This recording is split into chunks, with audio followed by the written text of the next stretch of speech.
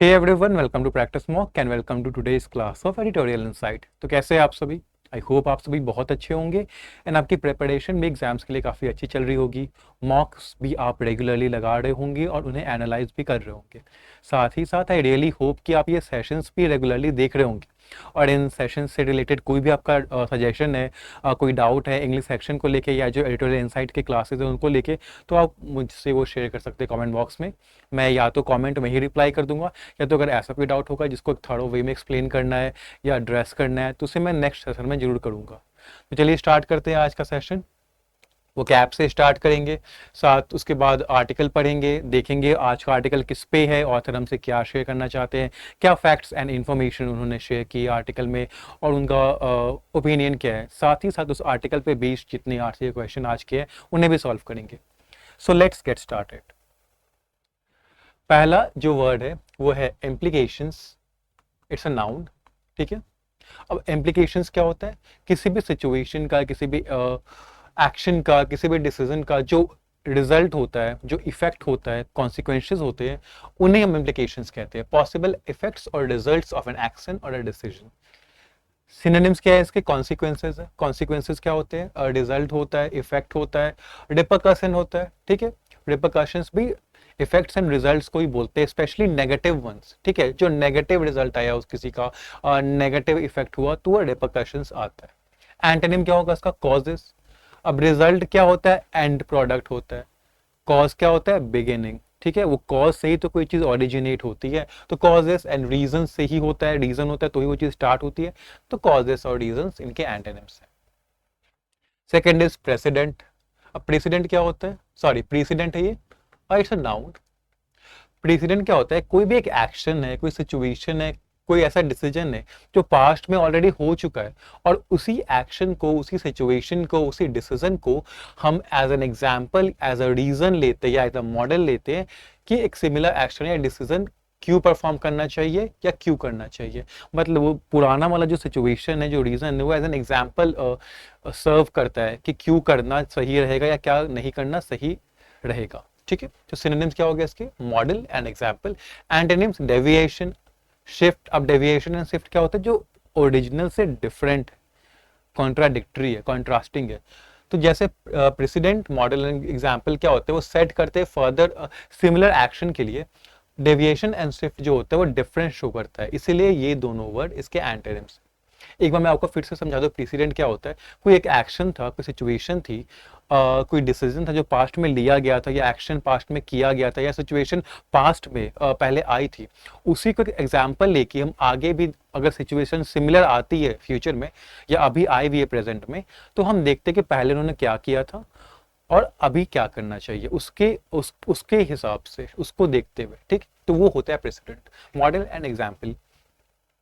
Third है आपका consolidated. ये वर्ब की सेकंड एंड थर्ड फॉर्म है। मतलब क्या होता है इसका? दो चीजों को मर्ज कर देना, यूनिफाई कर देना, कंबाइन कर देना, उसे हम कहते हैं कंसोलिडेट कर देना। Joint things together into one. Amalgamated same meaning होता है। अमेलगमेटेड क्या होता है? दो चीजों को ज्वाइन कर देना, ठीक है। मर्ज क्या होता है? मर्ज करना, दो चीजों को ज्वाइन करना, कनेक्ट करना, कंबाइन कर देना, इंटीग्रेट कर देना, ओके। एंटोनिम्स अलग कर देना, सेपरेटेड। आइसोलेटेड, आइसोलेटेड क्या होता है? बाकियों, जैसे एक ग्रुप है, इसमें बहुत सारे चीज, लोग हैं या चीजें, एक को अपने हटा के अलग कर दिया तो आइसोलेट कर दिया, तो यहां भी आप सेपरेट ही कर रहे हो, ठीक है। तो ये दोनों वर्ड इसके एंटोनिम्स हैं। Fourth is violated. ये भी वर्ब की सेकंड एंड थर्ड फॉर्म है।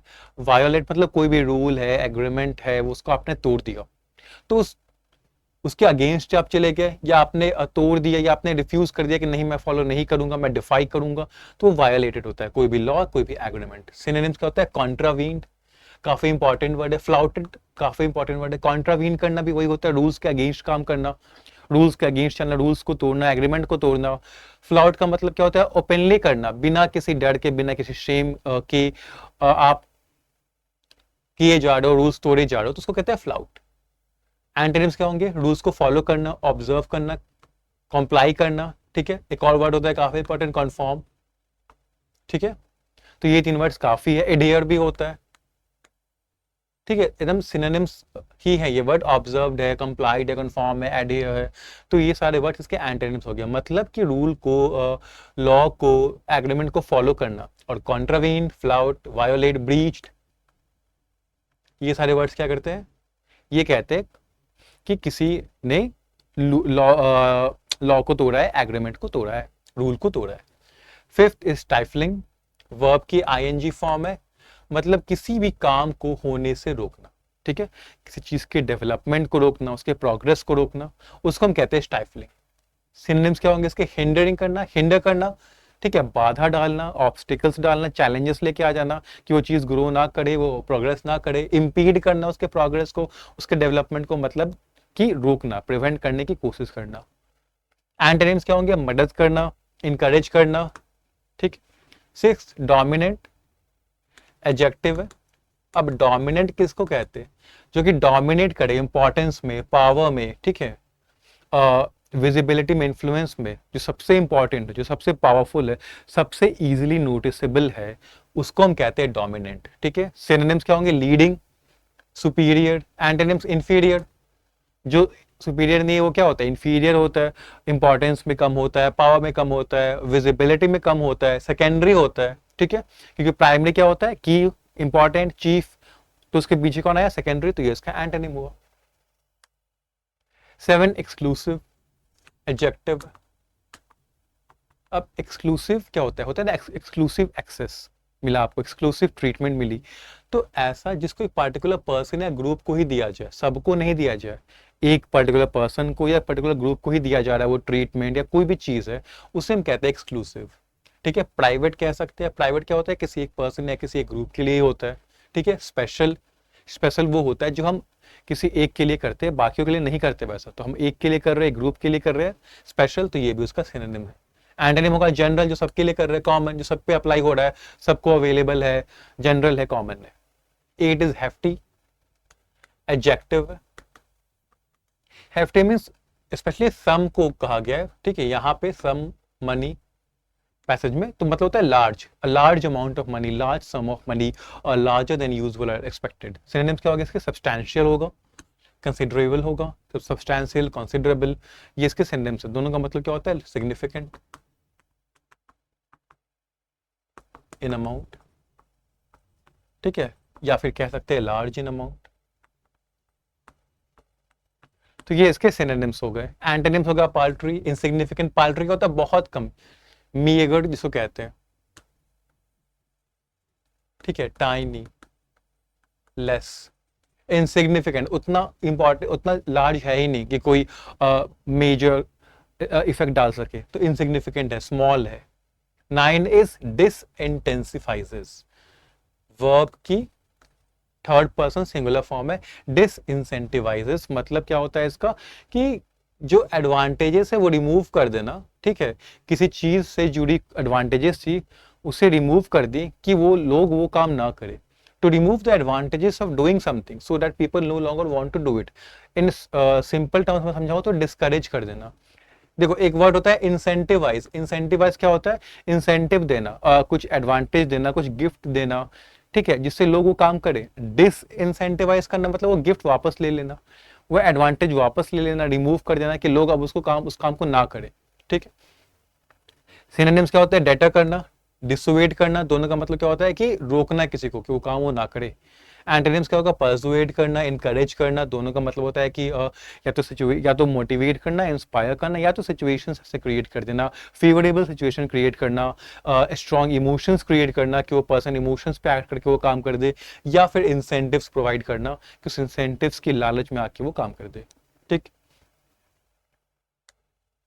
10 असिस्ट, वर्ब की सेकंड फॉर्म है, वर्ब की थर्ड फॉर्म है, मतलब क्या होता है, असेसमेंट करना, जजमेंट करना किसी के नेचर की, किसी की क्वालिटी की, तो उसको हम कहते हैं असेस करना। सिनोनिम्स, डिटरमाइन करना, गॉज करना, गॉज काफी इंपॉर्टेंट वर्ड है। गॉज का ऐसे तो मतलब होता है मेजर करना किसी क्वांटिटी को, किसी भी चीज को, किसी इंस्ट्रूमेंट से, बट गॉज को हम इस सेंस में भी यूज कर सकते हैं कि तुम किसी के एबिलिटी को गॉज कर रहे हो, किसी के नेचर को, क्वालिटी को गॉज कर रहे हो, तो वहां भी आता है। एंटोनिम्स होगा इग्नोर कर देना, निग्लेक्ट कर देना, असेस नहीं करना, ठीक है। 11 इज अंडरवे, अंडरवे एक एडजेक्टिव है जिसका मतलब होता है कोई चीज स्टार्ट हो गई है और अभी प्रोग्रेस में है, ठीक है, कोई भी चीज़ है, कोई किसी का कोई इवेंट है या फिर कोई प्रोसेस है, वो स्टार्ट हो गया और प्रोग्रेस में है, तो उसको हम कहते हैं अंडरवे, मतलब ऑनगोइंग है, हैपनिंग है। एंटोनिम्स क्या होगा इसका? हॉल्टेड। हॉल्ट मतलब क्या होता है? स्टॉप कर देना। पॉज मीन्स वहां पे बी का मतलब क्या होता है? स्टॉप ही कर देना, इसका ही मतलब होता है। तो दोनों का मतलब क्या होता है? स्टॉप कर देना। तो ये इसके एंटोनिम्स हो गए। अब जार्गन भी है। जार्गन क्या होता है? टेक्निकल वर्ड्स होते हैं जो एक स्पेशलाइज्ड फील्ड में ही यूज किए जाते हैं। जैसे ये मोनोपोली है, ठीक है, ये बिजनेस जार्गन है, मतलब बिजनेस की टर्मिनोलॉजी में, बिजनेस के वर्ल्ड में ये यूज होता है। वैसे अपील जो है ये लीगल जार्गन है, ठीक है, लॉ रिलेटेड सिचुएशन में इसको यूज करते हैं। तो जो स्पेसिफिक पर्टिकुलर सिचुएशन में ही यूज हो सके उसे हम जार्गन कहते हैं, वैसे वर्ड्स को। ठीक है, इनका यूनिवर्सल मीनिंग नहीं होता है, मतलब ये हर जगह अप्लाई नहीं होता है, सिर्फ उसी फील्ड में अप्लाई होंगे।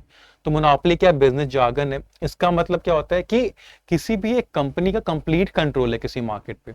जैसे कोई कंपनी एक प्रोडक्ट बना रही है, ये प्रोडक्ट है, ठीक है, अब कोई और कंपनी वो प्रोडक्ट नहीं बना रही है, ठीक है, पूरा जो मार्केट है वो एक ही कंपनी कंट्रोल करती है, तो उसको हम कहते हैं monopoly, the complete control of trade in particular goods or the supply of a particular service. क्योंकि वही एक कंपनी है जो बना रही है, वही कंपनी सर्विस प्रोवाइड कर रही है या प्रोडक्ट बना रही है, तो उसको हम कहते हैं मोनोपोली।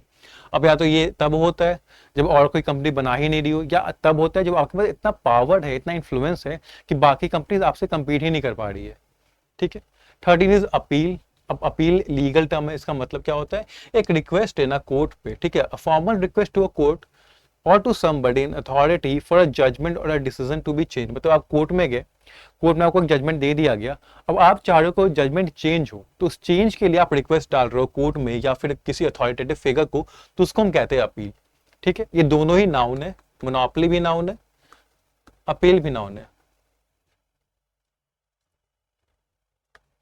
अब आते हैं 14 वाइप आउट, एक फ्रेजल वर्ब है, इसका मतलब होता है डिस्ट्रॉय कर देना, ठीक है, टर्मिनेट कर देना, रिमूव कर देना किसी को कंप्लीटली, तो हम कहते हैं वाइप आउट। ओके, चलो अब आर्टिकल रीड करते हैं। सबसे पहले आप कर लोगे आर्टिकल रीड। ये है टाइटल आर्टिकल का, ये पहला पैसेज, पहला पैराग्राफ है, this is the second paragraph, this is the third paragraph, ठीक है। अब इसकी रीडिंग के बेसिस पे आप ये क्वेश्चंस भी कर सकते हो।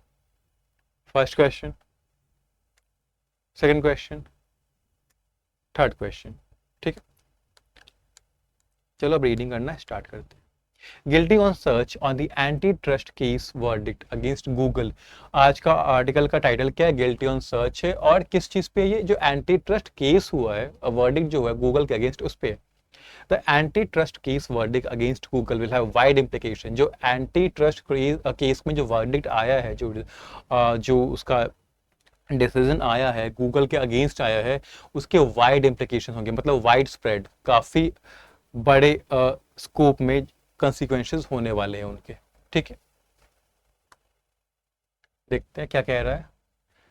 Almost a quarter century after an antitrust ruling against Microsoft reshaped the business landscape of tech industry. After a quarter century, ठीक है, क्योंकि quarter century का century is 100 years, तो उसका quarter one for 25 years। तो 25 ईयर्स पहले क्या हुआ था? एक एंटी ट्रस्ट रूलिंग हुई थी माइक्रोसॉफ्ट के अगेंस्ट, ठीक है। उस रूलिंग ने, यानी उस डिसीजन ने, वर्डिक्ट ने क्या किया था? रीशेप कर दिया था, मतलब ट्रांसफॉर्म कर दिया था, चेंज कर दिया था पूरी तरह से। क्या चेंज कर दिया था? जो बिजनेस लैंडस्केप है, जो लैंडस्केप का मतलब यहाँ पे क्या है? लैंडस्केप क्या होता है?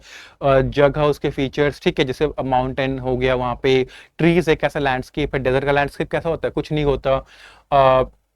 बीच का लैंडस्केप क्या होता है? डेजर्ट होता है, ठीक है, सैंड होता है, पानी होता है, ठीक है। तो लैंडस्केप का मतलब यहाँ पे क्या है? बिजनेस लैंडस्केप, मतलब बिजनेस के सिचुएशन क्या है, इन्वायरमेंट क्या है बिजनेस का, ठीक है, ओके। तो क्या हुआ था? जो जो रूलिंग आई थी, एंटी ट्रस्ट रूलिंग, जो डिसीजन आया था माइक्रोसॉफ्ट के अगेंस्ट 25 ईयर्स पहले, उसने रीशेप कर दिया था, मतलब पूरी तरह से चेंज कर दिया था बिजनेस के सिचुएशन को, इन्वायरमेंट को, किसके? टेक इंडस्ट्री के, ठीक है। A landmark judgment by the U.S. District Court for the District of Columbia against Google over its anti-competitive practices could now lead to a new precedent on how big tech firms conduct their business affairs. अब क्या हुआ? 25 years, इस decision की 25 years के बाद एक और landmark judgement, मतलब बहुत इंपॉर्टेंट जजमेंट आया है, कहाँ से आया है, US district court for the district of Columbia से आया है। जो डिसीजन है वो गूगल के अगेंस्ट है, किस चीज पे है, एंटी कॉम्पिटिटिव प्रैक्टिसेस पे है, और उसका रिजल्ट क्या होगा, इससे एक नया प्रेसिडेंट सेट होगा, एक नया मॉडल, एक नया एग्जाम्पल सेट किया जाएगा कि बिग टेक फर्म्स जो है, जो बड़ी टेक्नोलॉजी फर्म्स है, उन्हें अपना बिजनेस अफेयर यानी बिजनेस में जो भी वो करती हैं वो कैसे कंडक्ट करे, कैसे उनको करना चाहिए। द रफली 3 year old long legal process, अब ये जो डिसीजन आया ये कब आया, 3 year लॉन्ग, अप्रोक्सीमेटली 3 साल लग गए, ठीक है, which began with the discovery procedure in January 2021, जो कब स्टार्ट हुआ, डिस्कवरी प्रोसीजर से स्टार्ट हुआ था, ये जो पूरा प्रोसेस था लीगल का, ठीक है, जनवरी 2021 में स्टार्ट हुआ था। After the court consolidated 2 lawsuits, जब कोर्ट ने मर्ज कर दिया था, कंसोलिडेटेड मतलब कंबाइन कर दिया था, गया था 2 लॉसूट, क्या था, पहला एक था यूनाइटेड स्टेट्स वर्सेस गूगल और दूसरा था कोलोराडो वर्सेस गूगल, ठीक है, that led to a 9 week bench trial in September 2023। और इसके बाद क्या हुआ, एक 9 week, अब 9 week बेंच ट्रायल हुआ, ठीक है, कब, सितंबर 2023 में, और कंक्लूजन कब आया, कंक्लूडेड ऑन August 5, और इसका रिजल्ट जो वर्डिक्ट है वो August 5 को आया, ठीक है। यूएस डिस्ट्रिक्ट जज for the district of Columbia, जो जज थे, ठीक है, इस रूलिंग में जो जज थे, यूएस डिस्ट्रिक्ट जज डिस्ट्रिक्ट ऑफ कोलंबिया के अमित पी मेहता, ठीक है, रोट दैट, उन्होंने ये फैसला लिया, गूगल इज अ मोनोपोलिस्ट, कि गूगल मोनोपोलिस्ट है, मतलब मोनोपोली करता है, मतलब कि ऐसे सिचुएशंस क्रिएट करता है कि सिर्फ वही रहे डोमिनेंट, उस वही से प्रोडक्ट सप्लाई करे, वही सिर्फ सर्विस प्रोवाइड करे, कोई और ना करे, and that it has violated, मतलब उसने रूल तोड़ा है, कौन सा रूल तोड़ा है, section 2 of the Sherman antitrust act by stifling competition to protect its monopoly position. और रूल कैसे तोड़ा है, उसने कंपटीशन को स्टाइफल किया है, मतलब कंपटीशन को रोका है, कंपटीशन होने नहीं दिया है, ठीक है, जिससे उसकी मोनोपोली पोजीशन जो है वो बनी रहे। तो ये रहा पहला पैराग्राफ। अब कुछ देखते हैं, यहाँ पे कुछ ग्रामेटिकल कॉन्सेप्ट्स हैं। तो पहला जो इंपॉर्टेंट ग्रामेटिकल कॉन्सेप्ट है वो यहाँ पे है, क्या है, यहाँ पे लिखा है 9 week, ठीक है, led to a 9 week bench trial. ये बेंच ट्रायल क्या है, ये नाउन है, और जो 9 week है ये एडजेक्टिव है। अब यहाँ पे ध्यान देना कि हम जब भी ऐसे 9 week अगर हम लिखेंगे 9 week, तो यहाँ पे क्या होगा, 9 एडजेक्टिव होगा और वीक नाउन होगा, ठीक है, तो ये वीक्स ऐसे लगा देंगे क्योंकि 9 एक से ज्यादा है तो वीक्स, ठीक है। लेकिन अगर लिखा हुआ है 9 week, कुछ लिखा हुआ है 9 week हॉलीडे कर देते हैं, ठीक है, तो यहाँ पे 9 क्या है, एडजेक्टिव है, ये वीक क्या है, ये भी नाउन है, और हॉलीडे क्या है, ये भी नाउन है। तो क्या 9 week हॉलीडे, 9 week और 9 हॉलीडे अलग अलग है, नहीं, 9 week मतलब कि 9 हफ्ते तक चलने वाला हॉलीडे, तो ये 9 हफ्ते तक चलने वाला हॉलीडे है, तो ये 9 हफ्ता है, ये हॉलीडे के बारे में बता रहा है कितना लंबा है, 9 हफ्ते इतना लंबा है। तो ये 9 week उस टाइम पूरा एडजेक्टिव ही होता है, तब ये नाउन नहीं होता है, तब ये पूरा ही एडजेक्टिव होता है। और तब हम यहाँ पे 9 weeks नहीं लिखते, 9 week लिखते क्योंकि इसके बाद भी एक नाउन है। तो वैसे ही 9 week के बाद एक नाउन था बेंच ट्रायल, ठीक है ना, था, इसीलिए हमने 9 weeks नहीं लिखा, 9 week लिखा। तो जब भी ऐसे कॉन्सेप्ट्स आए एडर के क्वेश्चंस में कहीं पर भी जहाँ पे 2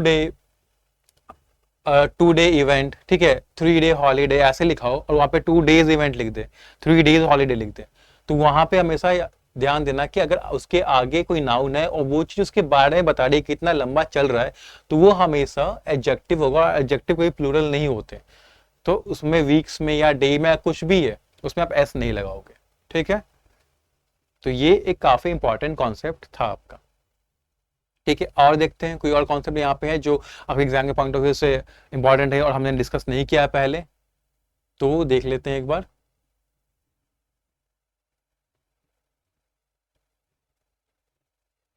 नहीं, ठीक है, आगे बढ़ते। The search giant was accused of using its dominant position। Search giant किसको बोला गया, सर्च जायंट किसके बारे में बोला गया, गूगल के बारे में बोला गया, क्योंकि उसी की बात हो रही है, ठीक है, क्योंकि वर्डिक्ट किसके लिए आया है, गूगल के ही अगेंस्ट आया है। गूगल की बात करिए, कंपटीशन स्टाइफल कर रहा था, कंपटीशन प्रिवेंट कर रहा था, रोक रहा था, ठीक है, मोनोपोली बनाने के लिए, और उसी को अक्यूज भी किया जाएगा फिर। तो यहाँ पे सर्च जायंट किसको, गूगल को ही बोला जा रहा है कि गूगल जो है उसको अक्यूज किया गया है कि वो अपने डोमिनेंट पोजीशन का यूज कर रहा है in the online search market. Online search market जो सर्च इंजन की जो मार्केट है उसमें गूगल अपना डोमिनेंट पोजीशन यूज कर रहा है। कैसे? By cutting exclusive deals with smartphone makers such as Apple and Samsung. By cutting exclusive deal, अब यहाँ पे कट अ डील एक फ्रेज है जिसका मतलब होता है कोई डील करना, कोई एग्रीमेंट करना किसी के साथ। तो वो एक्सक्लूसिव एग्रीमेंट कर रहा है स्मार्टफोन मेकर्स के साथ, जैसे एप्पल और सैमसंग के साथ। एक्सक्लूसिव मतलब सबको नहीं दे रहा है, इनको ही दे रहा है बस वो deal, so that they can preload Google search on their handsets as a default search engine। और ये डील क्या है कि जो एप्पल और सैमसंग जैसे स्मार्टफोन मेकर्स है वो गूगल सर्च इंजन को प्रीलोड कर दे, डिफॉल्ट सर्च इंजन। मतलब इन फोन्स में जब भी कोई कुछ सर्च करे इंटरनेट का यूज करके तो गूगल ही आए अपने आप। तो गूगल को as a default search engine बना के डील है कि आप अपने फोन्स में, एप्पल एंड सैमसंग को, कि आप अपने फोन्स में डिफॉल्ट सर्च इंजन में गूगल को डाल दे, जिससे कोई भी यूज करे तो गूगल का ही प्रोडक्ट यूज करे, ठीक। While Google plans to appeal the ruling, अब गूगल का प्लान के जो डिसीजन आ गया है, अब गूगल रिक्वेस्ट डालेगा, ठीक है, आगे कोर्ट में या अथॉरिटेटिव फिगर को कि डिसीजन चेंज किया जाए। The US Department of Justice has not yet indicated what remedy it will ask for। ठीक है, हालांकि गूगल प्लान करता है कि वो अपील करेगा रूलिंग को। जो यूएस डिपार्टमेंट ऑफ जस्टिस है उन्होंने ऐसा कोई इंडिकेशन नहीं दिया है, ऐसा कोई सिग्नल नहीं दिया है कि क्या रेमेडी करना चाहिए, मतलब इसको सॉल्व करने के लिए क्या करना चाहिए। Both parties have been called to discuss and find a remedy ahead of their meeting with Judge Mehta on September 6। दोनों ही जो पार्टीज है, यूएस डिपार्टमेंट ऑफ जस्टिस और गूगल, उनको बुलाया गया है कि डिस्कस करो, ठीक है, और एक सॉल्यूशन निकालो, ठीक है। किस अहेड ऑफ देयर मीटिंग, मतलब अहेड मतलब बिफोर, मतलब मीटिंग जो होने वाली है, ठीक है, जज मेहता के साथ जो सितंबर 6 को मीटिंग होगी उससे पहले एक सॉल्यूशन निकालो दोनों मिलके। The remedy could range anywhere from breaking up Google to eliminating exclusive agreements between the search giant and handset makers। अब ये रेमेडी क्या हो सकती है? रेमेडी कुछ भी हो सकती है, जैसे गूगल को ब्रेकअप कर देना। गूगल को ब्रेकअप मतलब गूगल को अलग अलग कंपनीज में तोड़ देना, ठीक है, डिसमेंटल कर देना, या तो जो एक्सक्लूसिव एग्रीमेंट्स कर रखे हैं गूगल ने हैंडसेट मेकर्स के साथ, वो एग्रीमेंट को खत्म कर देना। The former will fundamentally change the structure and nature of digital businesses as Google is linked to a range of digital service। Former मतलब जो पहला क्या है, यहाँ पे दो चीजों की बात की गई है। किन किन दो चीजों की बात की गई है? पहला क्या है? ब्रेकिंग अप गूगल, मतलब गूगल को, जैसे गूगल क्या है, काफी सारी कंपनीज है गूगल की, ठीक है, तो अभी क्या करता है, जैसे गूगल, आपका गूगल डॉक्स है, गूगल सूट अलग है, आपका गूगल सर्च इंजन है, तो अलग अलग प्रोडक्ट्स है गूगल के। तो अभी गूगल ही है पूरा, एक तरह से प्रोडक्ट्स को अलग अलग कंपनीज में नहीं बनाया गया, गूगल एक कंपनी वो सारे प्रोडक्ट्स ऑफर करती है। तो गूगल को तोड़ देना अलग अलग इंडिविजुअल कंपनी में, ठीक है, तो ये पहला था। दूसरा क्या था? Eliminating exclusive agreements. एलिमिनेटिंग में ये सेकंड था कि जो एक्सक्लूसिव एग्रीमेंट्स जो कर रखे उसने स्मार्ट फोन मेकर्स के साथ, उनको हटा देना। तो फॉर्मर क्या होता है? जो पहला, जो फर्स्ट है उसको रेफर करता है। तो पहला क्या? ब्रेकिंग अप गूगल, कि गूगल को तोड़ दे। तो गूगल को तोड़ने से क्या होगा?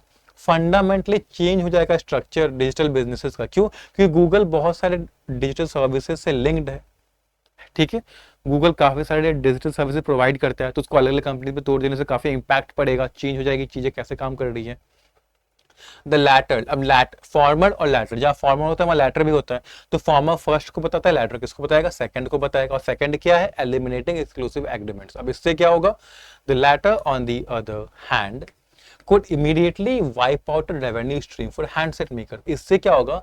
अगर लैटर यानी सेकंड वाला फॉलो करते हैं कि एक्सक्लूसिव एग्रीमेंट जो है उनको हटा दें, तो उससे जो रेवेन्यू आता है हैंडसेट मेकर को, वो पूरा खत्म हो जाएगा, ठीक। पर्टिकुलरली एप्पल, स्पेशली एप्पल के लिए खत्म हो जाएगा रेवेन्यू का सोर्स। क्यों? Particularly Apple could end up losing billions of dollars if Google is ordered to terminate exclusive deal with the iPhone maker।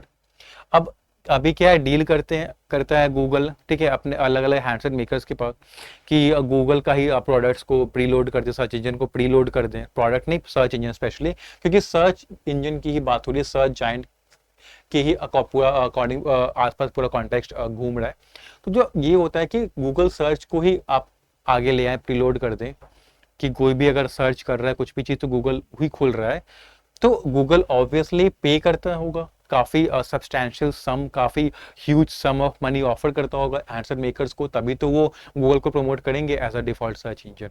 तो अगर ये हट जाता है, ये एग्रीमेंट, ये डील हट जाती है, तो फिर गूगल नहीं देगा उतना सम, तो बिलियंस ऑफ डॉलर्स नहीं मिल पाएंगे एप्पल को। इसीलिए पहला वाले का क्या है कि अगर गूगल को ब्रेक कर दें तो स्ट्रक्चर चेंज हो जाएगा डिजिटल सर्विस का, और अगर एक्सक्लूसिव एग्रीमेंट हटा दे तो कुछ हैंडसेट मेकर्स के लिए वो जो पैसे जो सम आ रहा है वो खत्म हो जाएगा। ठीक है, अब चलो यहां भी देख लेते हैं क्या क्या ग्रामेटिकल कॉन्सेप्ट है। पैराग्राफ समझ में आ गया, ठीक, क्या कह रहा है। पहले तो ये बताया गया कि अक्यूजेशन क्या लगाया गया कि एक्सक्लूसिव डील्स कर रहे हैं स्मार्टफोन मेकर्स के साथ गूगल। ठीक है, डील क्या है कि गूगल सर्च को प्रीलोड डिफॉल्ट सर्च इंजन बना के करो। ठीक है, अब गूगल प्लान कर रहा है अपील करने का रूलिंग को। ठीक है, कह रहा है कि रूलिंग को चेंज करने के लिए वो रिक्वेस्ट डालेगा कोर्ट्स में या अथॉरिटेटिव फिगर को। ठीक है, उसके बाद एक और चीज़ है कि उसको इनके साथ मिलके डिपार्टमेंट ऑफ जस्टिस के साथ मिलके एक रेमेडी निकालना है। अब रेमेडी कुछ भी हो सकता है, या तो गूगल ब्रेकअप कर दे अलग अलग इंडिविजुअल कंपनीज में, या तो एलिमिनेट कर दे एक्सक्लूसिव एग्रीमेंट। अब दोनों के अलग अलग दे रखे हैं कि रेपरकशन क्या होगा। ठीक है, अब यहाँ पे कोई ग्रामेटिकल कॉन्सेप्ट है तो हम देखते हैं। सबसे पहले ये है फ्रॉम और टू। ठीक है, फ्रॉम एक्स टू वाई, ये जो फ्रॉम और टू है ये कोरिलेटिव कंजंक्शन है। ठीक है, इसीलिए एक्स और वाई दोनों इक्वल पार्ट ऑफ स्पीच के होंगे।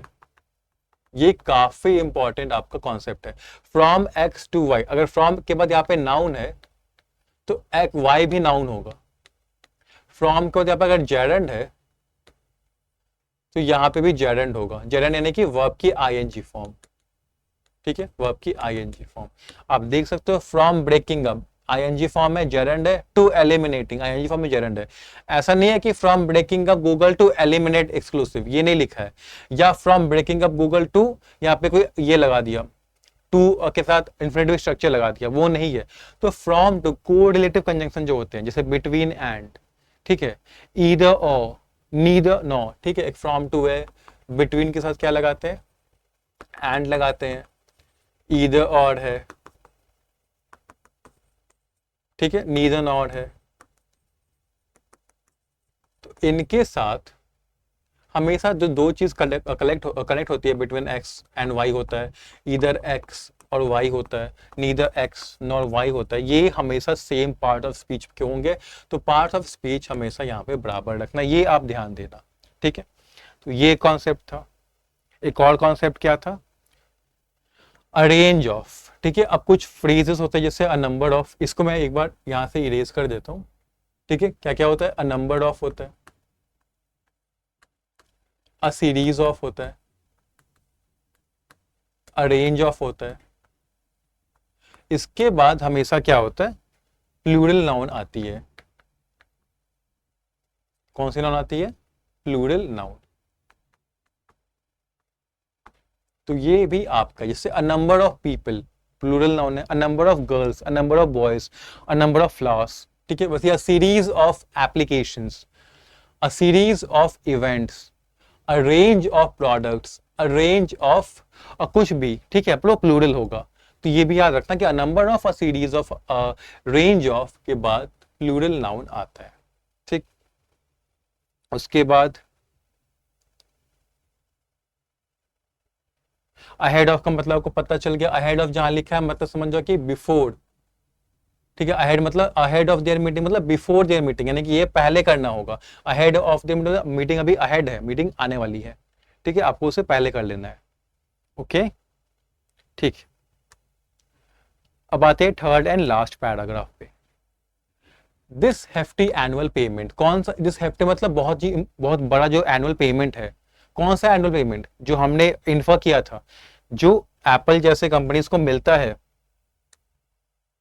ठीक है, बिलियंस ऑफ डॉलर्स। तो ये जो हेफ्टी पेमेंट है जो गूगल करता है स्मार्टफोन मेकर्स को, disincentivizes firm such as Apple and Samsung. ये क्या करता है, डिस्करेज करता है कंपनीज जैसे एप्पल को, गूगल को क्या करने से डिस्करेज करता है, from building their own rival search engine, कि वो अपना सर्च इंजन बनाए। ठीक है, क्योंकि ऑलरेडी गूगल इतने लार्ज अमाउंट ऑफ मनी दे रहा है। ठीक है। तो अगर एप्पल और सैमसंग अपने खुद के सर्च इंजन बना देंगे, ठीक है, तो फिर गूगल नहीं बोलेगा कि अब मेरा सर्च इंजन प्रमोट करो। एक minute. This hefty annual payment disincentivizes firms such as Apple and Samsung from building their own rival search engine। हाँ, इसका मतलब यह है कि जो hefty annual payment जो मिल रहा है, ठीक है, एप्पल एंड सैमसंग को गूगल से, इस वजह से वो नहीं बना रहे हैं अपना राइवल सर्च इंजन, वो नहीं अपना एफर्ट डाल रहे क्योंकि उनको ऑलरेडी पेमेंट मिल रही है, ठीक है, उनको ऑलरेडी गूगल पे कर रहा है। तो जब उनको इतने इतने सब्सटेंशियल अमाउंट ऑफ मनी मिल रही है, तो वो नहीं यहाँ पे करना चाह रहे हैं कि वो अपना सर्च इंजन खुद का बनाए, ठीक है, क्योंकि अगर बना लेते हैं तो मे बी गूगल फिर ना दे, गूगल उतना पेमेंट ना करे उनको, ठीक है। Separately, terminating such deals can help consumer find alternative search engines as opposed to getting one preloaded in the smartphone। अगर सच जो डील्स है, जो एक्सक्लूसिव डील्स है, इनको अगर टर्मिनेट कर दें तो इनसे कंज्यूमर्स को क्या मिलेगा, ऑल्टरनेटिव अलग सर्च इंजन भी मिलेगा, डिफरेंट डिफरेंट सर्च इंजन मिलेंगे। अभी क्या मिलता है, एक ही प्रीलोडेड मिलता है, कोई और सर्च इंजन होता है नहीं, कभी जब भी सर्च करो गूगल पे सर्च हो रहा है, गूगल ही आ रहा है, ठीक है। तो उससे क्या होगा, अगर ये डील्स हट गए और फिर डील्स अगर हट जाएंगे तो एप्पल को अपना खुद का बनाना पड़ जाएगा सर्च इंजन, सैमसंग को खुद का बनाना पड़ जाएगा सर्च इंजन। तो इससे क्या होगा, अलग अलग तरह के सर्च इंजन मार्केट में अवेलेबल होंगे। The effectiveness of these alternative search engines can only be assessed over time। अब ये सर्च इंजन जो बनेंगे, जो एप्पल सैमसंग जैसे स्मार्टफोन मेकर्स बनाएंगे, ये कितने इफेक्टिव हैं, ये तो मतलब टाइम के साथ ही पता चलेगा। As scale and the amount of data that goes into them will play a key role in optimizing them for richer user experience। क्योंकि देखो, जो स्केल है और जो अमाउंट ऑफ डेटा है जो उनमें जाएगा, वो एक इंपॉर्टेंट रोल प्ले करेगा उनको ऑप्टिमाइज करने में, उनको इंप्रूव करने में, टेलर करने में।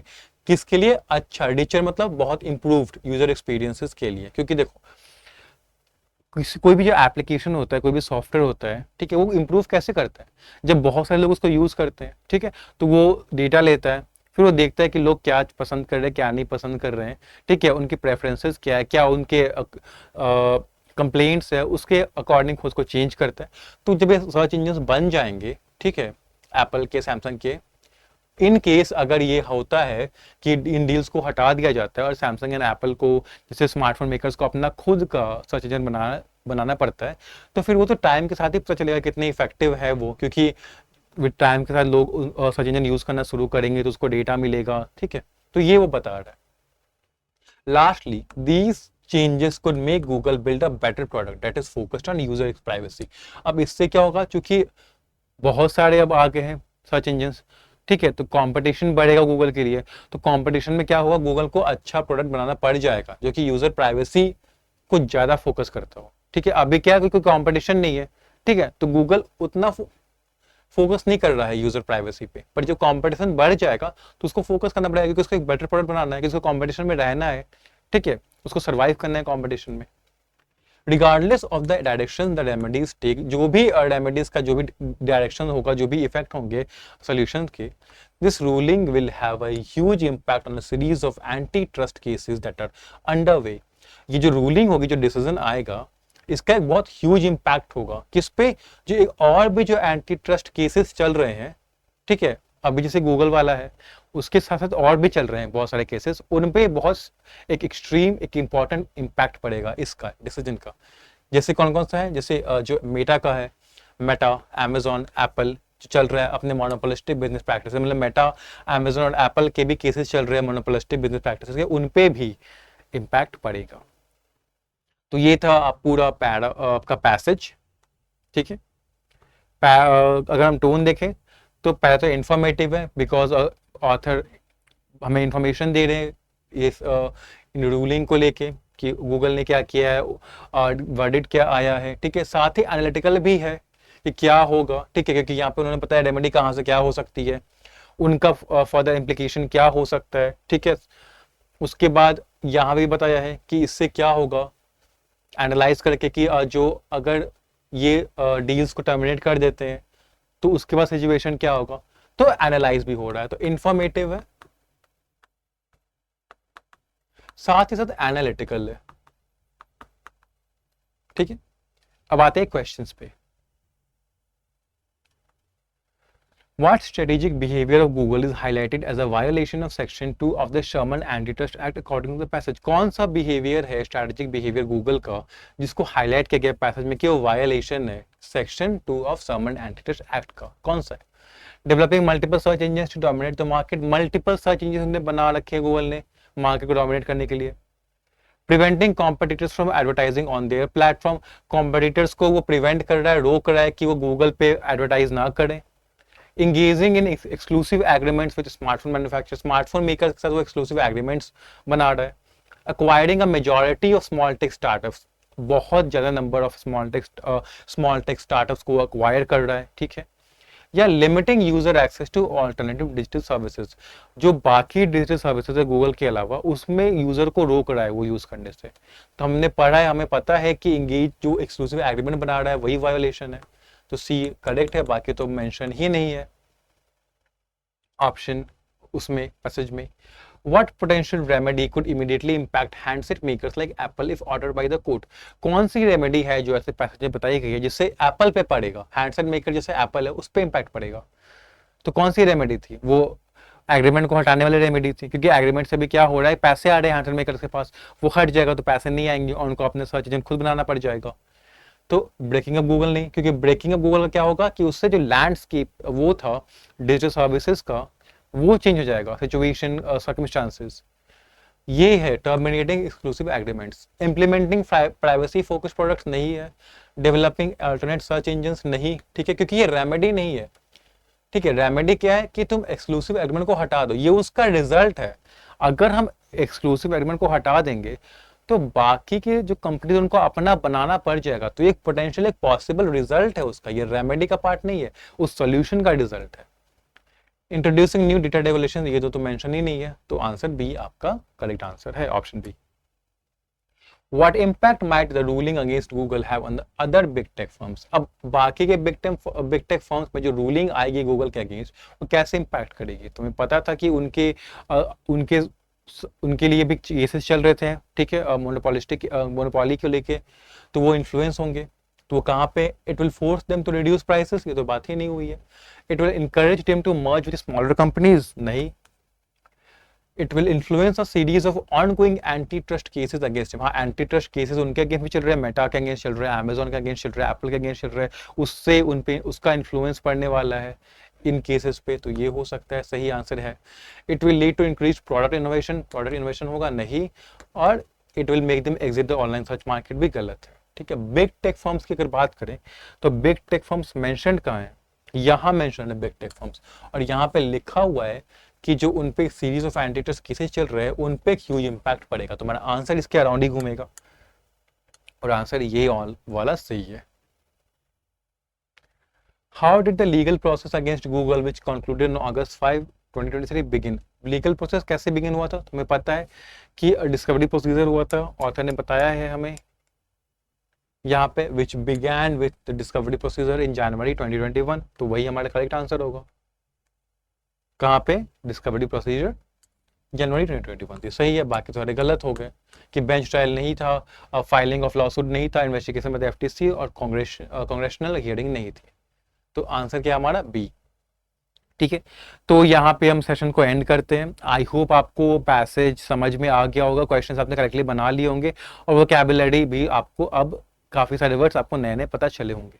अब मैं आपसे मिलूंगा नेक्स्ट सेशन में. तब तक के लिए आप इम्प्रूव करते रहे, मॉक्स लगाते रहे, फोकस करें रीडिंग पे, कॉम्प्रिहेंशन पे, वोकैबुलरी पे फोकस करें. इन सेशंस को रेगुलरली देखें, क्योंकि इससे आपकी रीडिंग डेवलप हो रही है, वोकैबुलरी डेवलप हो रही है. तो इन पे बेस्ड जो क्वेश्चंस होंगे वो भी आप अब बेटर वे में समझ पाओगे, बेटर वे में आंसर कर पाओगे, जिससे आपके स्कोर को बहुत बूस्ट मिलेगा इंग्लिश सेक्शन में. और आपको पता है इंग्लिश सेक्शन स्कोरिंग सेक्शन है, तो यहाँ पे आप स्कोर अपना काफ़ी भैया सिग्निफिकेंट मार्जिन बढ़ा सकते हो, जो आएगा रीडिंग से ही और कॉम्प्रिहेंशन से ही. ठीक, तो अब मैं मिलूंगा आपसे नेक्स्ट सेशन में. तब तक के लिए all the best, take care and have a nice day.